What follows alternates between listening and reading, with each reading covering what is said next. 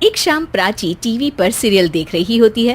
तभी उसकी सास वहां आती है। अरे सीरियल में तो ऐसे मग्न है जैसे आज रात का खाना पड़ोसी आकर बनाएंगे। मुझे पता ही नहीं था आपने अपने बेटे की शादी पड़ोस में भी की हुई है। मतलब मतलब इस घर में सारा काम बहू ही करती है, आप तो सिर्फ खर्राटे मारती हैं। अच्छा जी, फिलहाल तो तुम आराम फरमा रही हो, चलो जाओ, ये मेरे टीवी देखने का समय है। इसीलिए मुझे भगाया जा रहा है। सॉरी, अब तो बिल्कुल नहीं जाऊंगी। प्राची की इस बात पर दोनों सास बहू के बीच टीवी रिमोट के पीछे बच्चों जैसी छीना झपटी शुरू हो जाती है, जिसके बीच श्लोक भी काम से घर वापस आ जाता है। आज मेरी चूहे बिल्ली की जोड़ी किस बात पर झगड़ रही है?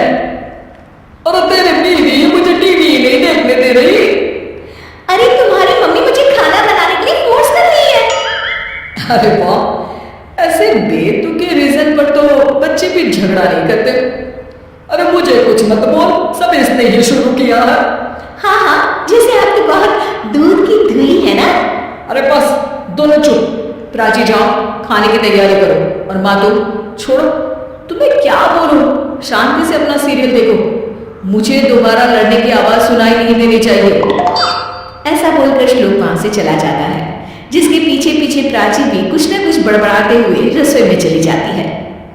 हाँ, सासू जी को तो कुछ बोलेंगे ही नहीं, बस मुझ पर ही हुक्म चलता है, खाना बनाओ, जैसे मैं इनके घर में खाना बनाने के लिए आई हूँ। इसी तरह शाम बीतती है और रात को श्लोक और प्राची की सास खाना खाकर सोने चले जाते हैं, लेकिन प्राची गुस्से में कुछ खाए बिना काम में ही लगी रहती है। इस घर में किसी को घंटा फिक्र नहीं पड़ता, मैं खाऊं या भूखी रहूं।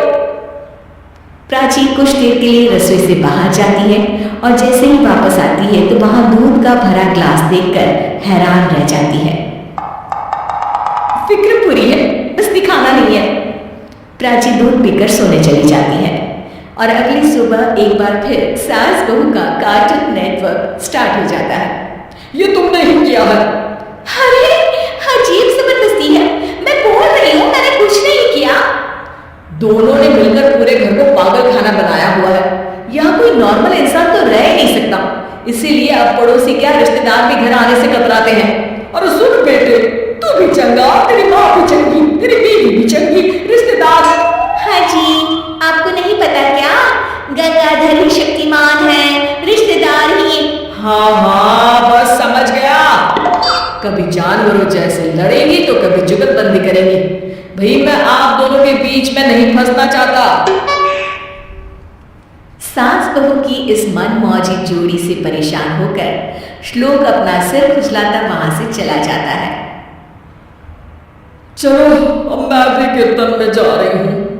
इस पर जैसे ही सास कमरे में अपना पर्स लेने जाती है तो वहां नाश्ते की प्लेट रखी देख मुस्कुराने लगती है और नाश्ता करके घर से बाहर निकलते हुए कुछ पैसे टेबल पर रख जाती है, जिसके कुछ देर बाद सिलेंडर वाला घर आता है।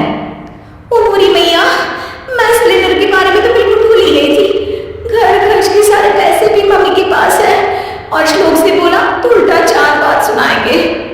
प्राची ये सोच ही रही होती है कि अचानक उसका चेहरा चमक उठता है और वो घर में आकर इधर उधर देखने लगती है।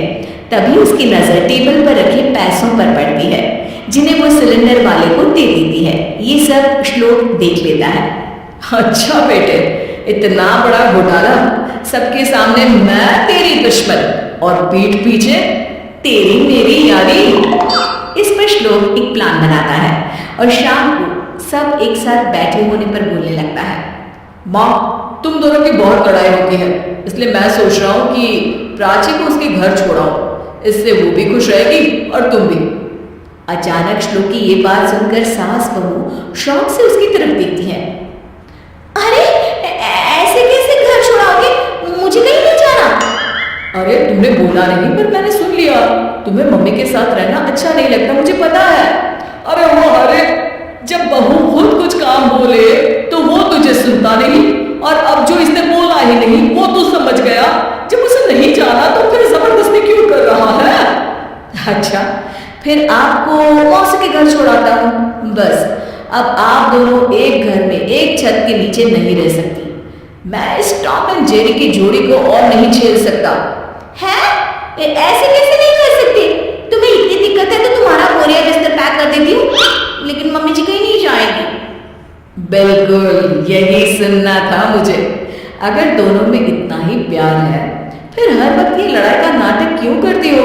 देखा मैंने कैसे माँ किचन में दूध रखती है और तुम उनके लिए कमरे में नाश्ता रखती हो, और कैसे वो पहले ही तुम्हारी दिक्कत समझकर घर में पैसे रखकर बाहर जाती है। अरे भाई, इतना ड्रामा तो डेली सोप में भी नहीं होता जितना तुम दोनों ने इस घर में फैलाया हुआ है। तू हमें टॉम एंड जेरी बोलता है ना, तो याद कर वो दोनों भी एक दूसरे को बाहर वालों की बुरी नजर से बचाने के लिए हमेशा सबके सामने लड़ते थे, लेकिन अकेले में दिक्कत के समय मदद भी तो करते थे। बस हमारा रिश्ता भी कुछ ऐसा ही है। और वैसे भी अगर सास बहू में तू मैं नहीं होती तो दुनिया वालों को कहानियां